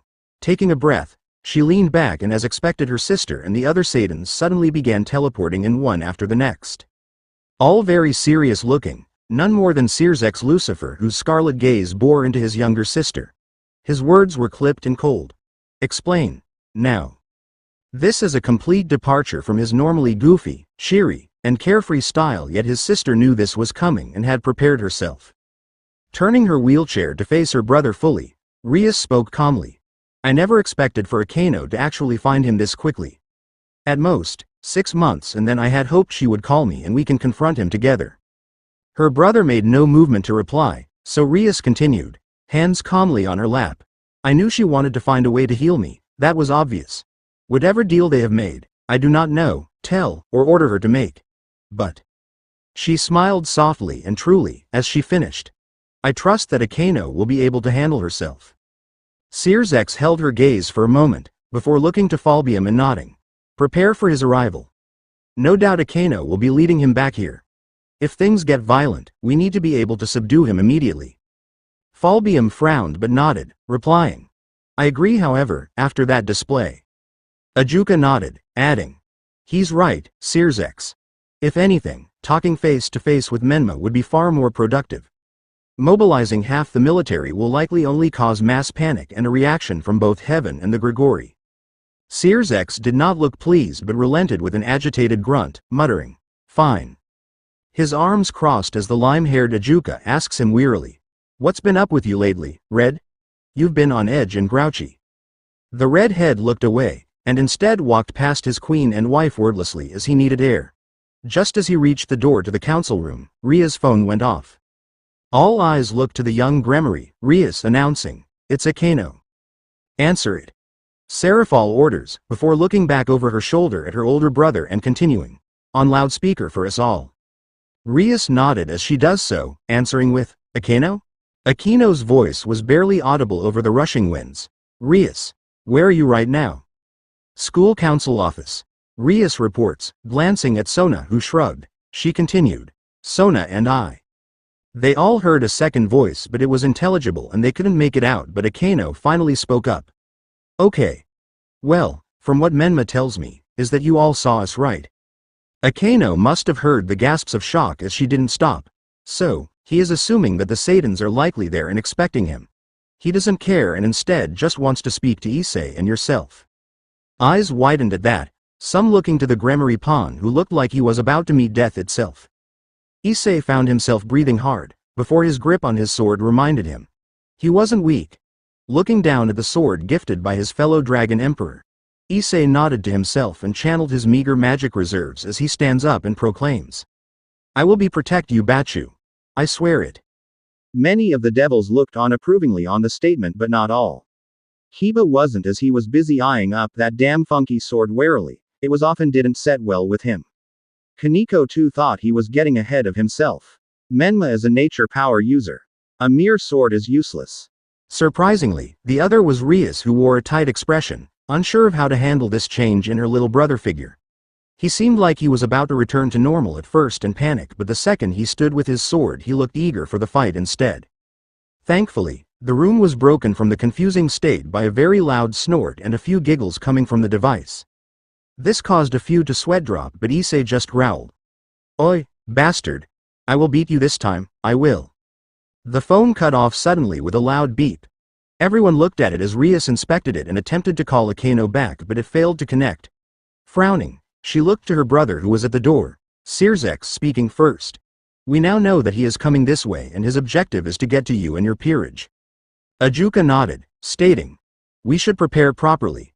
Set a containment field strong enough to contain him and suppress his magic. Serafal corrected him, stating. He uses chakra, not magic. The green-haired Satan frowned, looking back at her, and she continued. All his attacks were chakra-based. Even before he ejected his evenly piece, he never once used magic. Ajuka nodded, before looking to Falbium, asking. Do we have any anti-chakra defenses? Scratching his goatee-covered chin, he thought on that for a moment before shrugging. Nothing comes to mind really. I mean, magic is far more powerful than chakra, so active countermeasures against its use has never really been a necessity before. Serafal frowned at the news, commenting. Guess we should rectify that going forward, though. The yokai might become more hostile as a result of doing so. Ajuka nodded at that, adding. Assuming they aren't already. If we do manage to ambush Menma and contain him. Falbium nodded, stating. As long as no one hears of it, we can keep things hushed up and quiet. Sirzek cuts in, stating. We must ensure that he can't call for help. Then we can pin him with overwhelming numbers and our combined might. If he resists, just end him. Again, his fellow Satans look back at their leader, puzzled at his rather harsh actions.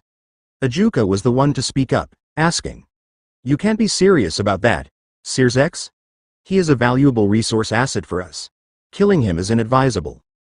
Sirzek glared at his fellow Satan, growling. He's a threat to devilkind, Ajuka. I will do whatever it takes to defend our race. Serafal frowned now. This wasn't the Sirzek she knew, and something was definitely wrong with him, thus asks. What's wrong with you, Sirzek? Why are you so angry? He looked to her, eyes still a burning scarlet, continuing.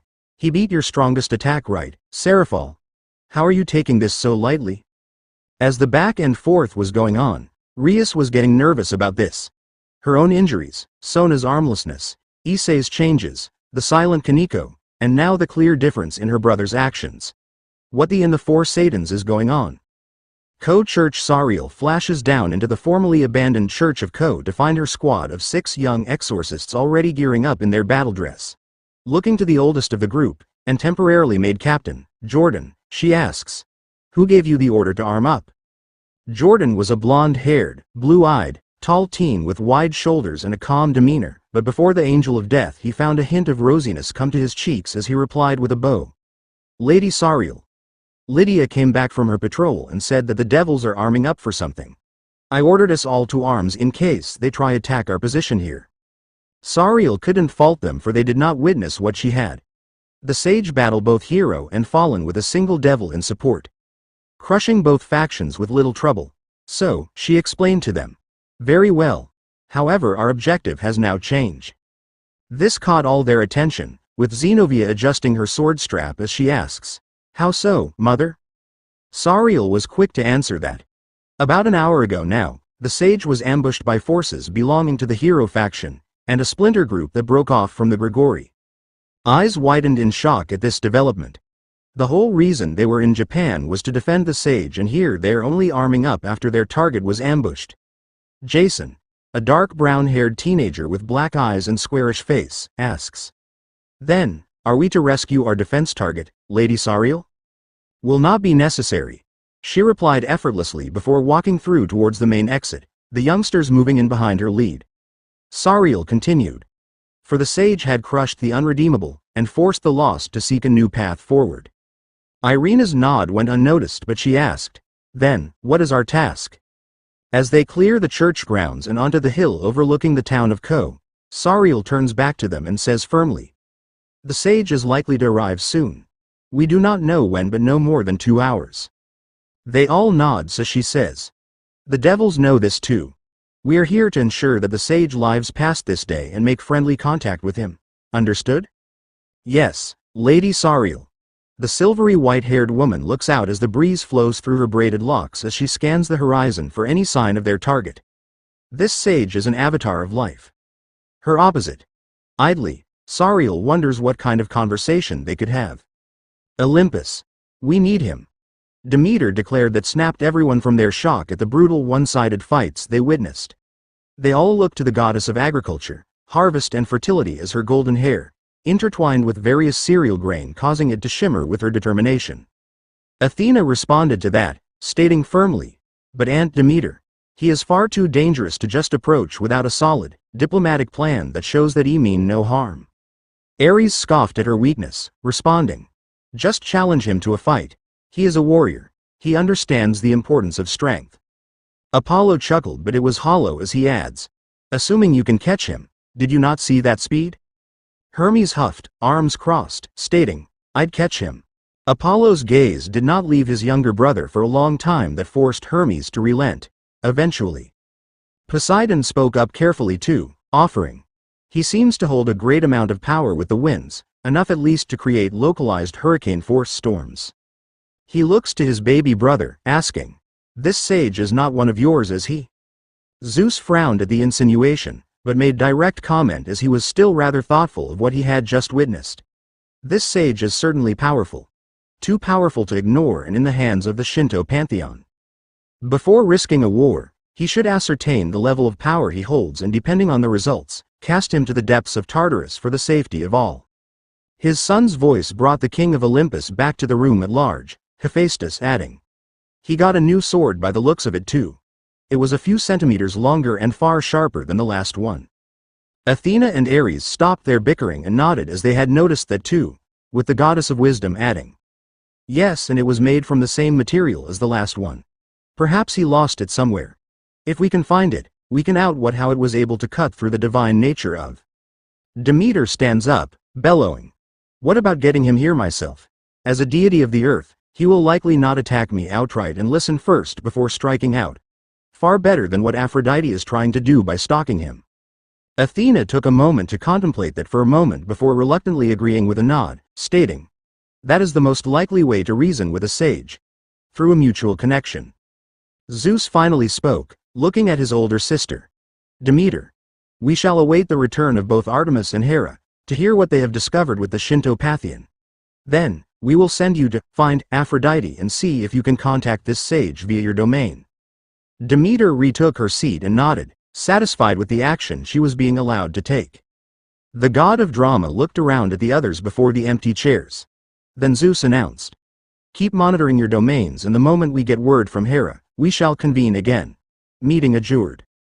Amaterasu's office. Hera stands before Amaterasu again, with the image of a certain goddess of desire on the mirror, and she lets out a dignified sigh before looking to the leader of the Shinto pantheon, muttering, I know for a fact she was not authorized to be here.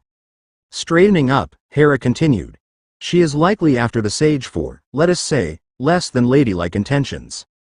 Amaterasu raised a brow, already suspecting that was the case, but felt that they should at least be on the same page, thus voiced. I do not doubt that, Lady Hera. However, what I want to know is what to do to get rid of her. This is not proper behavior, nor can we ignore her presence either. Hera inclined her head, before snapping her finger, and the woman of the hour appeared in the office, somewhat bewildered for a moment before the Queen of Olympus cleared her throat and asked, Aphrodite, care to explain yourself? Aphrodite giggled at the stern visage of her fellow blonde, as her own eyes morphed to a more oriental visage, and replied, well, I was just thinking about how best to track my little storm over the ocean when you forced moved me here. She twisted back and forth on the balls of her feet, and at the waist, like a giddy schoolgirl as she spoke. Amaterasu spoke next, face unreadable. Goddess of beauty. You had not filed for entrance nor notify us that you were going to be in our territory. Care to explain? The now blue-net Aphrodite looked to the head of the pantheon and replied sweetly, smile sultry. Well, you see, I only wanted to check for my own 2 eyes that he was single, see? Then, if he was, I was going to ask for a longer-term pass to try seduce him and see where things went. She shrugged at the end, as she finally settled down and getting a bit more serious, which earned another raised brow from the Shinto goddess, Amaterasu, asking. See where things went? You intend to enter a relationship with him? This was news to Hera too. She hadn't shown any indication of tending to her husband or their vows, yet here she was actively trying to engage in such activity with an outsider. Very unlike this particular goddess. The now crimson redhead Aphrodite's gray eyes looked back at the fiery eyes of the sun goddess and nodded, saying. With the power he showed off and control he commanded the winds with, I am honestly more than a little interested in understanding who this sage is. She frowned for a moment, recalling something that she soon voices. Though, I have to look into the term, shukaku, as it seemed to be a trigger of some kind. Amaterasu pondered that name for a moment. Oh, right. One of the chakra constructs Shinigami told her of. The one-tailed tanuki, if she recalls correctly. Made sense as he is a wind spirit of the desert. They were on a beach. Yes. Made sense. Refocusing on the 2 Greek goddesses before her, Amaterasu asks. Lady Hera, I can assume that you will be taking both Artemis and Aphrodite here back with you to Olympus, correct? Before the green-eyed brunette could argue, Hera inclined her head and confirmed.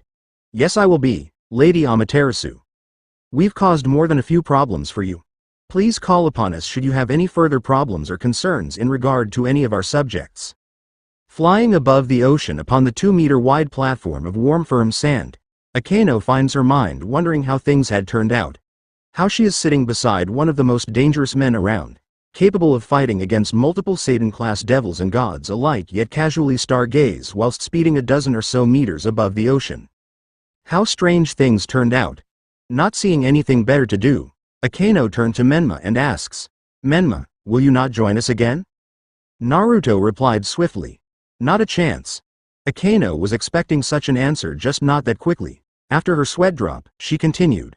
Why so hostile? Naruto snorted at that but did not say anything beyond that. Just stared at the numerous stars that twinkle like diamonds for several minutes. Even at a glance, it was clear to him that this sky was different to the one he was born under. None of them were where they were supposed to be. Unknowingly, Naruto let out a really weary and weighted sigh of defeat that leaked some of his despair that Akeno caught on to and pondered carefully what he could be thinking of. Hoping to get some information, she asks carefully. Menma, back on the beach. Your speech about heroes and what makes them so strong. She looked to him, yet he hadn't acknowledged her, but that was fine. He had to listen, so Akeno pressed on. You spoke like you knew what was. Naruto cut her off, speaking briefly. Leave it, Himejima-san. His yellow eyes cut to her, a razor edge of a side-eye, as he finishes shutting that down. That is information you have not, and will never, earn from me. Akeno stared at him blankly, retorting. Oh, and why's that? I am trying to be friendly with you, instead, you just. Naruto cut her off, eyes narrowed dangerously. We aren't friends, Himejima-san. Even the maiden was taken aback by that, a small pant of hurt within her chest from hearing it, and he returns his gaze skyward. Inwardly, Naruto sighed. He did not mean to come off that harshly, but taking it back would cause more issues and open a door for further dialogue that they did not have. Matabi snorted, earning a tick mark from Naruto, as she commented. You've gotten so socially awkward with strangers, huh, Naruto-kun? Save it, Matabi. Naruto griped before adjusting the course slightly again, lining up with Kurama's signature. He continued. Besides, anything I say now they will use against us later. Why give them ammo? Elemental nations. Land of Iron Kakashi Hitaki is getting tired of this nonsense. For nearly 2.5 years, his entire Cage tenure, he has had to deal with the ever more integrated alliance forces and the frequent trips within the snowy mountains of the Land of Iron. As he strolled through the samurai town, He idly noticed the alliance troops chatting amicably with one another and the samurai of iron. Sighing, he looked forward along the path he and his guard were strolling until a splash of vibrant red caught his eyes. Snapping his head, he spotted a trio of teenagers with bright red hair, pale skin, and all with red katanas in sheaths. His eyes caught the familiar red spiral patches on their upper arms. Kakashi muttered lowly, "Uzumaki." The three heard it and thus looked over before noticing the leaf attire and sneered as they moved off. The tall male of the trio muttered, "Damn traitors." Kakashi wanted to catch up to them, ask them to return to the leaf with him, but his meeting with the other cages they were already late for. Though he did catch one of the ladies say, "We should get back to the inn, old lady is awaiting us. We should tell her that the traitors are here. The ones who betrayed her." Kakashi glances back as they clear the corner, pondering whether he should order one of his guard to investigate that information. This it for today guys, this was the part 5 of What If Naruto Was the Jinchuuriki of 9 Bijuu X High School DxD. Stay tuned for more.